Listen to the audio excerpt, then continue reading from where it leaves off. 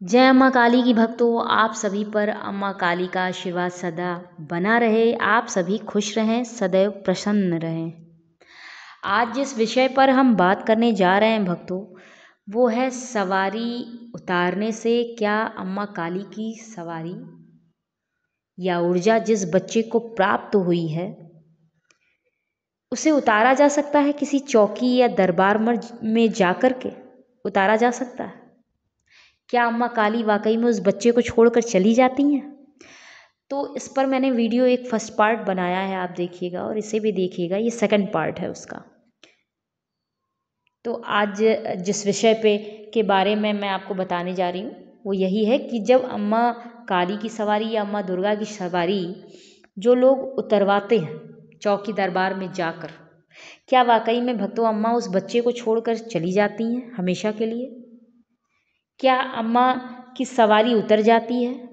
तो मैं आपसे यही कहूँगी कि हाँ, कुछ समय के लिए भक्तों। पहले तो एक बात बता दूं आपको कि महाकाली सुनती किसी की नहीं। इस ब्रह्मांड में सिर्फ महादेव ही हैं, देवों के देव महादेव, जो उन्हें संभाल पाए हैं। वो भी इस रूप से अम्मा के विचलित हो जाते थे कि पार्वती ने काली रूप धारण किया है तो कुछ अनिष्ट ना हो जाए, कुछ गलत ना हो जाए, स्वर्ग में, पृथ्वी पर, किसी भी लोक में। क्योंकि एक विकट परिस्थिति उत्पन्न हो जाती थी जब अम्मा का ये रूप अम्मा धारण करती थी। क्योंकि काल यानी काली यानी समय, शिव और शक्ति दोनों ही समय चक्र से परे हैं। समय उन्हें बांध नहीं सकता, उन्हें रोक नहीं सकता। अम्मा काली भी भक्तों इस रूप को धारण नहीं करना चाहती थी जल्दी, क्योंकि वो समय, वो क्षण, वो दिन जब पृथ्वी और स्वर्ग संकट में थे तब उन्हें ये रूप धारण करना पड़ा था। बहुत कष्ट और दुख में थी अम्मा मेरी। तब उन्होंने शिव भगवान से वचन लिया था कि मैं काली भी कभी भी काली का रूप, ऐसा प्रचंड रूप धारण नहीं करूंगी जिसमें मुझे अपने ही पति पर पाँव रखना पड़े।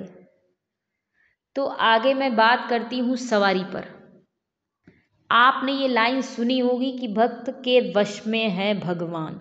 ये सत्य बात है भक्तों कि महाकाली को सिर्फ महादेव मना सकते हैं या उन्हें माँ मानने वाले उनके पुत्र या पुत्री यानी उनके भक्त। अम्मा भक्त का कहना मानती हैं, उनकी पीड़ा को सुनती हैं, निवारण देती हैं, उनसे बात करती हैं। तो जब कोई भक्त उन्हें माँ मानकर उनसे अनुनय विनय विनती करता है कि माँ आपकी पूजा ये बालक या बालिका ठीक से नहीं कर पाएगा, इनका परिवार आपको भोग प्रसाद नहीं दे पाएगा सही से, चौकी वाला व्यक्ति विनती करता है कि आप यहाँ रहें, मैं सेवा करूँगा, मैं भोग प्रसाद दूंगा, मैं नियम अपनाऊंगा आपके। तो अम्मा काली या अम्मा दुर्गा उस बच्चे से हट जाती हैं, चली जाती हैं। लेकिन यहाँ मैं एक बात आपको बता दूं कि अम्मा की सवारी वहीं उतार भी सकता है भक्तों जो खुद अम्मा का भक्त हो, या बालाजी का भक्त हो, या सिर्फ भैरव जी का भक्त हो। सिर्फ एक बार विनती करने से भक्तों अम्मा काली की सवारी नहीं जाती है। कम से कम 3-4 बार आपको चौकी पर जाना पड़ता है, विधिवत पूजा उतारा करानी पड़ती है। यहाँ एक बात मन में आ रही है भक्तों, सोचा आप सभी से साझा करूं कि अगर कोई अतिथि आपके घर आए भक्तों और बिना चाय पानी पूछे आप उसके मुंह पर दरवाज़ा बंद कर दें और कहें मुझे क्षमा करें, मैं आपसे रिश्ता रखने में असमर्थ हूँ। ये उदाहरण देकर मैंने आपको समझाया है कि आप सोचिए आप क्या कर रहे हैं। चलिए आगे बताती हूँ। कभी कभी भक्तों सवारी उतरवाने आप सही जगह नहीं पहुँच पाते हैं तो आपका समय तो व्यर्थ जाता ही है। अम्मा काली के कोप का भाजन भी बनना पड़ता है, क्योंकि आप जल्दी सवारी हटाना चाहते हैं और सामने वाला इस कार्य में सामर्थ्यवान नहीं है। बदले में परेशानी और बढ़ जाती है, क्योंकि वो आपसे उल्टी सीधी चीज़ें करवाता है और उल्टी सीधे चीज़ों को बता देता है, जिससे कभी कभी कुछ तय सीमा में बांधकर विनती करके वो आपसे अम्मा को हटा देता है। एक सीमित समय के लिए वो विनती करता है कि आप चले जाएं और माँ वहाँ से हट जाती हैं, उस बच्चे से हट जाती हैं और जिस स्थान पर, जिस चौकी पर आप जाते हैं वहाँ वो रुक जाती हैं। लेकिन अम्मा फिर से उस बच्चे के पास वापस जाती हैं। ऐसा यहाँ पर भक्तों तब भी होता है जब आपके पूर्वजों से गद्दी चली आ रही है, या आपका पीछे किसी जन्म से अम्मा का रिश्ता रहा हो, आपने पूजन किया हो उनका, कभी किसी जन्म में भाव प्रकट किया हो, किसी जन्म में आप रहे हो उनके पुजारी। तो ऐसे बच्चे या उनके परिवार वाले ये ध्यान रखें कि किसी समझदार व्यक्ति को ही इस कार्य के लिए चुनें जो पहले से पूजा पाठ करता हो नियम अनुसार। भक्तों, अम्मा काली या अम्मा दुर्गा जब किसी बच्चे का हाथ पकड़ती हैं तो हर समय साथ निभाती हैं, कभी भी छोड़कर नहीं जाती, और ये साथ जन्मों जन्मों का होता है।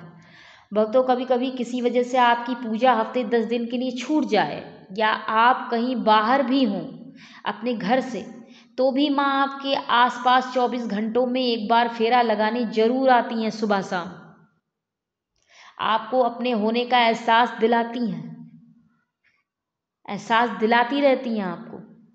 आप रात को सो रहे हैं तो स्वप्न दिखाएंगी, या फिर आप जब भी रात में सोएंगे वो आपके सिर के हाथ को स्पर्श करके चली जाएंगी,